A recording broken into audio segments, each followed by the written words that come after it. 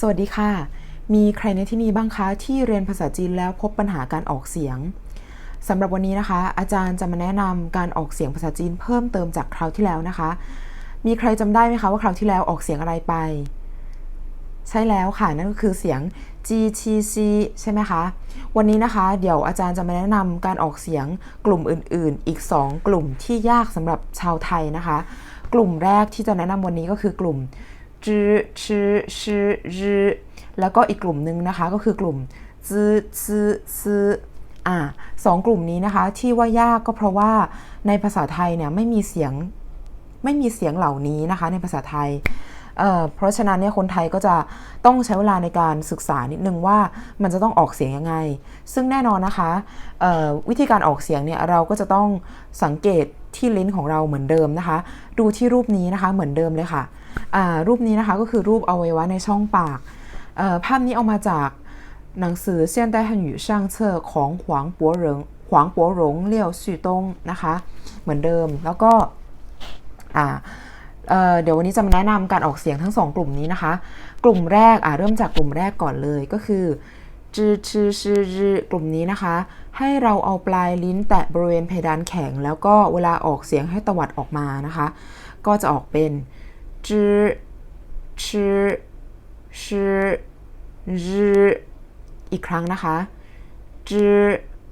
ชื่อชื่อทุกคนจะสังเกตนะคะว่าปากของบีมของอาจารย์เนี่ยแทบจะไม่ขยับเลยแสดงว่าการออกเสียงพยัญชนะเนี่ยหลักๆที่จะออกให้ถูกต้องเนี่ยหลักๆอยู่ที่การวางตำแหน่งลิ้นนะคะทั้ง4ตัวนี้เนี่ยก็คือจะมีลักษณะการวางตำแหน่งลิ้นที่เดียวกันแล้วก็ตวัดลิ้นออกมาแต่ว่ามันก็จะแตกต่างกันเล็กน้อยซึ่งถ้าหากว่าหลายๆคนที่ศึกษาภาษาจีนเองเนี่ยแล้วไปอ่านหนังสือที่ใช้ภาษาไทยในการสะกดเทียบเคียงเสียงกับเสียงภาษาจีนเหล่านี้เนี่ยจริงๆแล้วมันไม่เหมือนเลยนะคะคือมันแค่เอาตัวอักษรไทยที่คิดว่าสามารถเทียบเคียงได้ใกล้ที่สุดมาแทนเท่านั้นอย่างเช่นเสียงจือชื่อชื่อเนี่ยเขาก็จะแทนด้วยตัวจอจานชอช้างแล้วก็โซโซแต่ถ้ามันเหมือนจริงๆเนี่ยมันก็จะต้องออกแบบนี้ใช่ไหมคะเป็นจอจานชอช้างชอโซแบบนี้ใช่ไหมคะแต่มันก็ไม่เหมือนถูกไหมเพราะฉะนั้นนะคะให้ทุกคนลองฟังเสียงดีๆนะคะหลักการศึกษาภาษาจีนจริงๆแล้วเนี่ยถ้าจะให้ออกเสียงถูกต้องเริ่มแรกจะต้องฟังเสียงคลิปเจ้าของภาษาเยอะๆนะคะเดี๋ยวอาจารย์จะออกให้ฟังอีกรอบนึงนะคะก็คือจื้อชื่อชื่อลองยกตัวอย่างคำศัพท์แล้วกันนะคะคำว่าจื้ออย่างเช่นคำว่าเจินแปลว่าจริงนะคะจริงแล้วก็คำว่าเสียงชื่อเช่นคำว่าเหล่าชื่อที่แปลว่าครูหรืออาจารย์นะคะแล้วก็เสียงชื่อเช่นคำว่าชื่อฟ่านกินข้าวนั่นเองนะคะคำว่าชื่อที่แปลว่ากินนะคะออกเสียงชื่อนั่นเองนะคะแล้วก็ตัวสุดท้ายนะคะตัวเสียงนี้เนี่ยคล้ายๆกับรอเรือผสมยอยักษ์คือมันจะเป็นการสั่นเสียงสั่นนะคะใช้ลิ้นแตะบริเวณเพดานแข็งนั่นแหละแล้วก็สั่นเอานะคะก็จะออกเป็นเช่นคำว่าที่แปลว่าพระอาทิตย์หรือแปลว่าวันที่นะคะโอเคกลุ่มนี้จบแล้วนะคะต่อไปกลุ่มที่2ที่จะแนะนำในวันนี้นะคะก็คือกลุ่มกลุ่มนี้นะคะถ้าคนที่เรียนภาษาจีนแรกๆเนี่ยอาจจะรู้สึกว่าทำไมมันคล้ายกันจังเลยมันแยกไม่ออกเลยมันต่างกันตรงไหนซึ่งตรงนี้ไม่แปลกเลยเพราะว่าตัวอาจารย์เองตอนที่เพิ่งเรียนภาษาจีนใหม่ๆก็รู้สึกว่ามันเหมือนกันมันแยกยากมากนะคะแต่ว่าวิธีการที่จะทำให้เราสามารถแยกได้แล้วก็ออกเสียงได้เองจริงๆเนี่ยก็คือเราจะต้องไปฟังเยอะๆฟังแล้วก็เรียนแบบออกเสียงตามนะคะนี่คือหลักการฝึกออกเสียงในช่วงแรกๆเลยนะคะโอเคเสียงกลุ่มนี้นะคะเวลาที่เราออกเนี่ยเราจะใช้ลิ้นปลายลิ้นนะคะแตะบริเวณหลังฟันบนนะคะจะออกเป็นจื้อ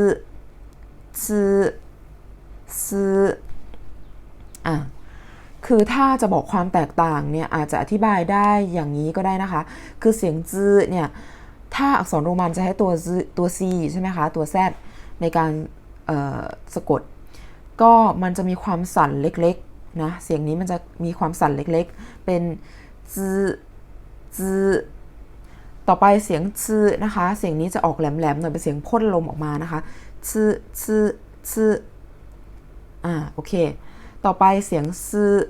ซื่อเสียงนี้จะลื่นๆสบายๆนะคะก็จะเป็นซื่อซื่อโอเคทีนี้เดี๋ยวมายกตัวอย่างคำศัพท์ดูนะคะ3คำนี้เอาเป็นผสมกับสระเอิงแล้วกันเนาะเช่นตัวจื้อผสมกับเอิงก็จะมีคำว่าเจิง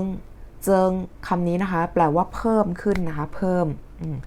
เช่นคำว่าเจิงจ้าเจิงจ้าอันนี้ก็คือแปลว่าเพิ่มขึ้นนะคะต่อไปคำว่าตัวอักษรตัวที่2คือตัวซื่อตัวนี้ก็อย่างเช่นคำว่าเฉิงเฉิงเฉิงเฉิงแปลว่าชั้นนะคะชั้นในตึกอาคารอะไรพวกนี้นะคะก็คือคำว่าเฉิงแล้วก็ตัวสุดท้ายคือคำว่าตัวซื่อนะคะเช่นคำว่าเซิงเซิง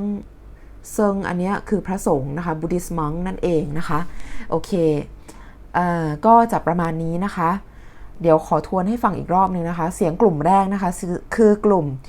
จื้อชื่อชื่อจื้อเวลาออกเสียงให้ใช้ปลายลิ้นแตะเพดานแข็งแล้วตวัดออกกลุ่มที่2นะคะคือกลุ่มจื้อซื่อซื่อกลุ่มนี้นะคะให้ใช้ปลายลิ้นแตะบริเวณหลังฟันบนนะคะแล้วก็ออกเสียงเวลาที่ไปฝึกนะคะขอให้ไปฟังคลิปเสียงภาษาจีนเยอะๆนะคะแล้วก็ดูพินอินประกอบเพื่อที่จะได้พัฒนาในการออกเสียงให้เข้าใจแล้วก็สามารถแยกแยะได้ดีขึ้นนะคะโอเคสำหรับวันนี้นะคะเดี๋ยวอาจารย์ขอลาไปก่อนแล้วก็ขออวยพรให้ทุกคนที่เรียนภาษาจีนประสบความสำเร็จนะคะแล้วก็เดี๋ยวเราพบกันใหม่คลิปหน้านะคะสวัสดีค่ะบ๊ายบาย